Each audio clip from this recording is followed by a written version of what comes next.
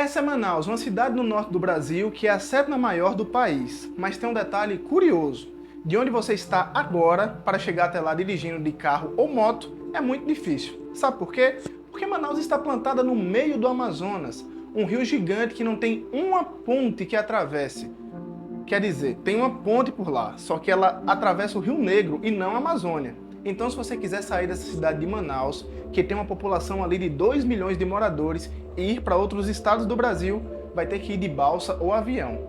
Mas afinal, como uma cidade tão grande foi parar num lugar tão isolado e como ela cresceu tanto no meio do nada? Falaremos agora sobre Manaus. Manaus está estrategicamente posicionada entre o Rio Negro e o Amazonas, sendo não apenas a capital, mas de longe a maior cidade do estado do Amazonas, que por sua vez é gigante.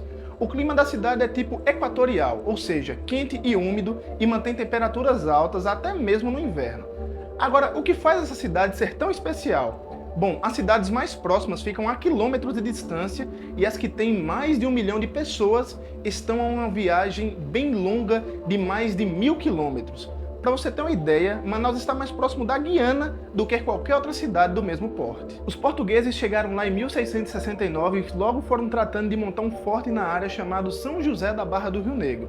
Com o objetivo, eles tinham medo que os holandeses invadissem e estragassem seus planos por lá, e queriam garantir o domínio da coroa portuguesa na região. E os holandeses ficavam ali no que hoje chamamos de Suriname. Esse forte ficou aí fazendo sua função mais ou menos por uns bons 100 anos, até que a região virou praticamente território português. Nesse meio tempo, o lugar cresceu bastante, virou cidade em 1832 e 24 anos depois ganhou o nome de Manaus por conta de uma tribo que habitava o local. Antigamente, Manaus era tipo uma cidadezinha pacata lá perto do rio Amazonas até o final do século XIX.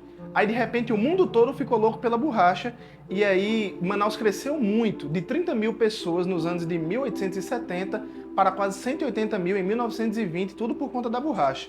Só que esse crescimento todo teve seu lado ruim também. Muitos indígenas locais acabaram sendo ali escravizados nas plantações, sofrendo até violência se não colhessem ali o látex suficiente. Hoje em dia, muitas das tribos isoladas da Amazônia são descendentes desses escravos aí do tempo da borracha. Por ser ali isolada de outros estados do Brasil, não faz Manaus ser tão diferente assim. Os navios comerciais, por exemplo, vão até lá numa boa, pelo rio Amazonas. Até teve uma ponte grandiosa inaugurada em 2011 sobre o Rio Negro, mas o Amazonas ainda é o rio mais longo sem uma ponte. E a rodovia BR-319, que vai de Manaus até Porto Velho, é preciso pegar uma balsa. Mas não precisa se preocupar com tanto isolamento porque tem uma outra rodovia, a BR-174, que vai até a Venezuela. Você pode até conseguir chegar ao coração do Brasil por ela, mas vai dar uma voltinha por Venezuela, Colômbia e Peru antes de voltar a entrar no Brasil por um estado que tecnicamente não existe. Em Manaus, a Amazônia é praticamente a rodovia, principalmente porque tem um monte de comunidades espalhadas pela região e muitas delas só dá para chegar de barco. Você acredita que tem poços de gasolina para barcos por lá? Apesar de a exportação de borracha ter dado uma caída, a região vem investindo em outras culturas comerciais, tipo castanha do Pará, açaí e cupuaçu, seguido também por indústrias de pesca, fabricação de sabão, refino de petróleo e outros produtos químicos. Então, com um empurrãozinho ali dos investimentos federais e incentivos fiscais, Manaus está virando uma superpotência. Empresas como Honda, Samsung, Siemens, Essilor e LG têm fábricas por lá. Não é à toa que Manaus é a sexta economia do Brasil. E olha que ela é a sétima maior cidade do país, então faz todo sentido que seja o centro de tudo que vem da Amazônia. Com toda essa expansão de Manaus e suas indústrias, a cidade simplesmente acabou crescendo pela floresta amazônica ao seu redor. E olha que com tanta gente chegando, espaço limitado e governante meios perdidos ali, muita gente vive nas favelas que aos poucos estão virando parte da floresta amazônica. Só que você sabe que com pouca gestão de resíduos e esgoto nessas áreas, os rios que alimentam o Rio Negro, os igarapés, estão um desastre.